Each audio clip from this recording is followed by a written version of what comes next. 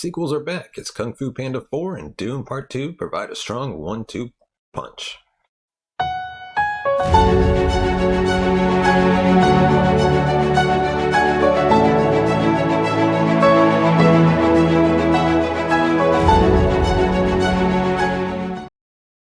Thanks to the combined heft of Kung Fu Panda 4 by Universal and Dune Part 2, Warner Brothers, domestic box office improved over the same 2023 weekend for the first time. And it did so with the two films grossing over $40 million, not seen since last July when Barbie and Oppenheimer did so for their parallel first 2 weeks. Not only did number one Panda exceed expectations with $58 million, not a franchise record, but excellent nonetheless, but the Dune sequel with $46 million dropped only 46% from its excellent debut. Notably, that was about the same decrease seen by Oppenheimer, its second weekend after a nearly identical initial gross. Also significant is that sequels traditionally drop more in their second weeks than original titles. Meantime, A24 had its second consecutive strong platform debut with The Love Lies Bleeding, with Kristen Stewart grossing $167,000 in 5 New York and LA locations. That bests last week's Problemista, the latter film expanded to 20 theaters this week with a decent $200,000. Love moves quickly to 1,200 theaters this Friday, while Problemista will continue a slower expansion.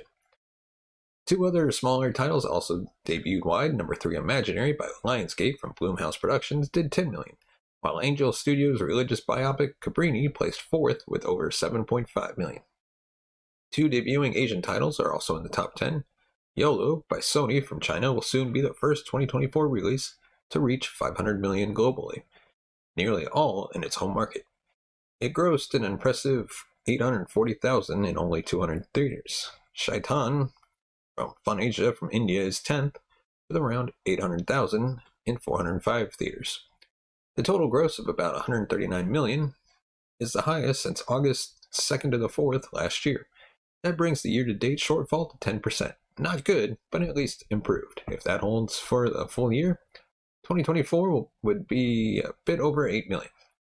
2 titles over $40 million aren't that exceptionally historically, though. It happened only 4 times last year. And not this early. In 2019, the last decent year was achieved 15 times, more if adjusting grosses to current ticket prices.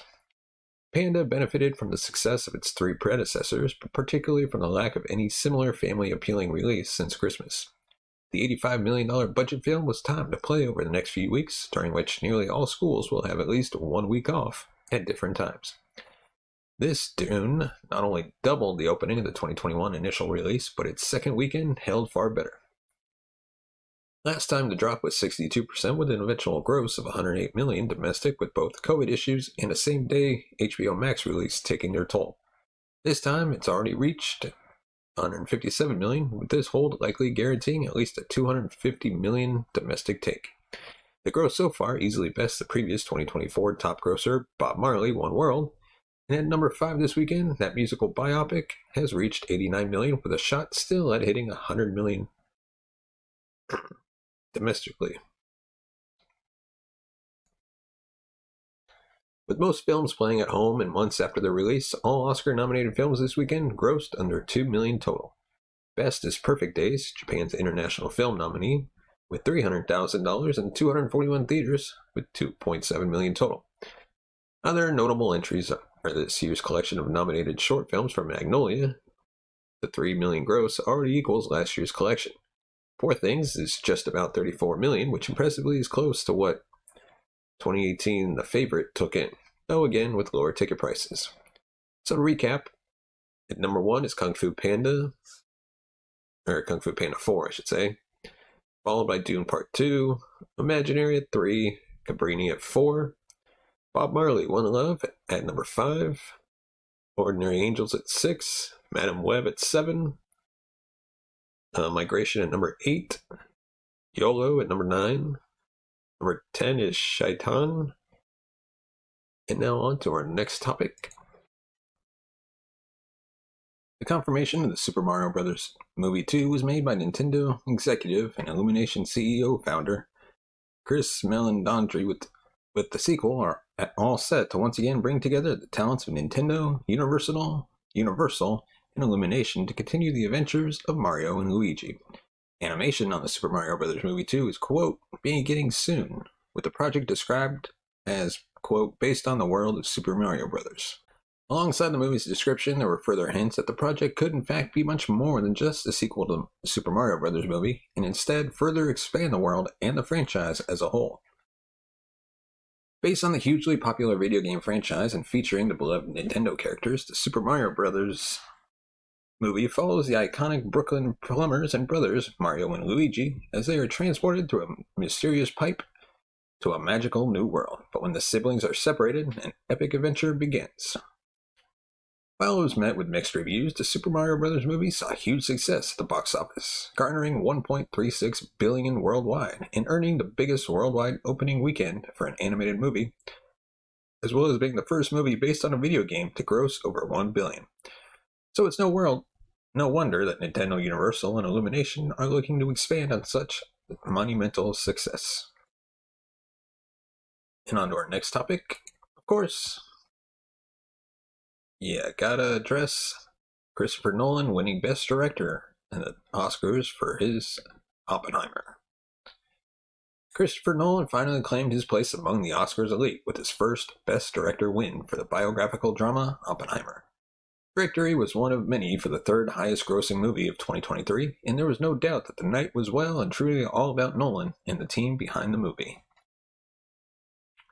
Nolan has been nominated on numerous occasions in the past, but a win at the Academy Awards has always eluded him.